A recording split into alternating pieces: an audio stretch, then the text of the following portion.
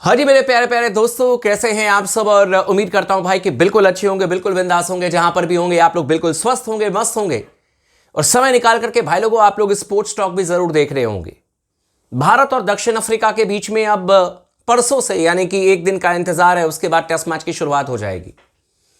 लेकिन उससे ठीक पहले अब एक तरीके से कहा जाए तो एक बहुत बड़ा झटका भारतीय टीम के लिए, एक ऐसा झटका जिसकी वजह से हम पहले टेस्ट मैच में कोलकाता में भी हारे हैं और वो झटका अब हमें गुवाहाटी में भी लग चुका है।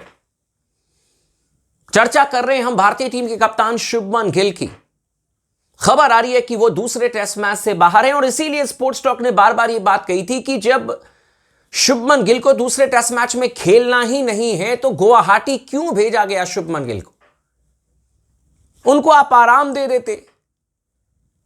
तमाम प्रिंट मीडिया में एक खबर आ गई है, जो लोकल चैनल्स हैं वहां से भी खबर आ चुकी है कि भाई शुभमन गिल आपके लिए अवेलेबल नहीं है दूसरे टेस्ट मैच में। और जब शुभमन गिल नहीं है तो फिर चर्चा होगी कि भाई उनकी जगह पर आप किसको खिलाओगे, क्या प्लेइंग 11 होगी। ऋषभ पंत आपकी कप्तानी करेंगे। पहली बार मेरे ख्याल से ऋषभ पंत मतलब शुरू से टेस्ट मैच में कप्तानी करेंगे, टॉस करने के लिए आएंगे। तो ऑल द बेस्ट ऋषभ यार, आपसे बहुत उम्मीद है, बहुत मतलब भरोसा है। मतलब ये प्रेशर नहीं है ऋषभ पंत आपके ऊपर में कि आप मैच जिता दो, लेकिन आप जिता सकते हो, ये मैं आपको कह सकता हूं। लेकिन भारतीय टीम के स्टार बल्लेबाज, match winner Shubman Gill, 4 number के ऐसे बल्लेबाज जिसने इंग्लैंड में 750 से ज्यादा रन बनाए थे, लगा कि डॉन ब्रैडमैन का भी रिकॉर्ड तोड़ देंगे। लेकिन अनफॉर्चुनेटली अब आपके लिए दूसरे टेस्ट मैच में वो अवेलेबल नहीं होंगे।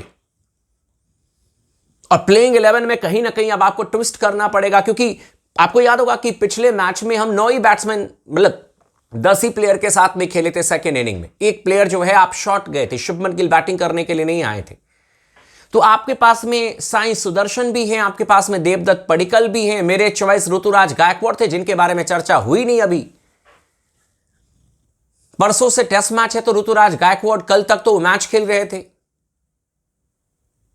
और जब आप खुद सोचो कि कल तक वो मैच खेल रहे थे तो कहां पर आप गुवाहाटी में आप उनको भेजोगे और मैच के लिए तैयार करोगे।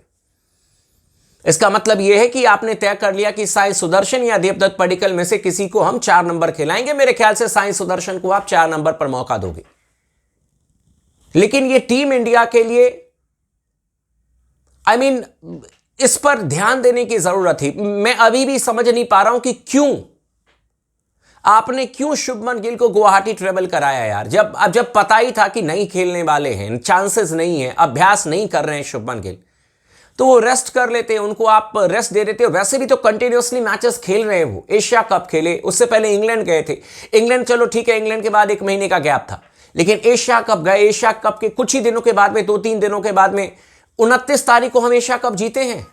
2 अक्टूबर से वेस्ट इंडीज के खिलाफ में टेस्ट मैच, और वो टेस्ट सीरीज जब समाप्त हुई उसके बाद कुछ ही दिनों के बाद में हम ऑस्ट्रेलिया में पहुंच गए ओडीआई खेलने के लिए। फिर T20 खेले हैं, वो खत्म होते ही 4-5 दिन के अंदर अंदर साउथ अफ्रीका के खिलाफ में पहला टेस्ट मैच।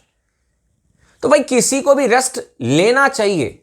अगर रेस्ट मिल रहा है तो शुभमन गिल को भी भाई आपको समझना पड़ेगा। जसप्रीत बुमराह को आप T20 खिला रहे हो क्योंकि ओडीआई में आप उनको नहीं मौका देना चाहते हो, आप उनको नहीं बहुत ज्यादा वर्कलोड मैनेजमेंट के तहत उन पर वर्क नहीं बढ़ाना चाह रहे हो। तो आप शुभमन गिल के बारे में भी सोचो और शुभमन गिल को भी अपने बारे में सोचना चाहिए, क्योंकि इस तरीके से हर फॉर्मेट में आप शामिल हो जाओगे, हर फॉर्मेट में जिम्मेदारी ले लोगे। भाई इंसान हो, रोबोट नहीं हो, यह समझना पड़ेगा शुभमन गिल को और मैनेजमेंट को भी। आई होप अगर दूसरे टेस्ट मैच से जो खबर आ रही है कि बाहर हैं अब साई सुदर्शन, देवदत्त पडिक्कल, जिसको भी आप मौका दें, बट ओडीआई में भी आप इनको रेस्ट दे दीजिए, क्योंकि T20 वर्ल्ड कप जब आपको शुभमन गिल को खिलाना है, इन्हीं से ओपन कराना है, तो फिर आप इनको सिर्फ T20 अभी हाल फिलहाल में खिलाइए। बाकी आप लोग का क्या कहना है इस पर, आप हमें कमेंट करके जरूर बताइएगा।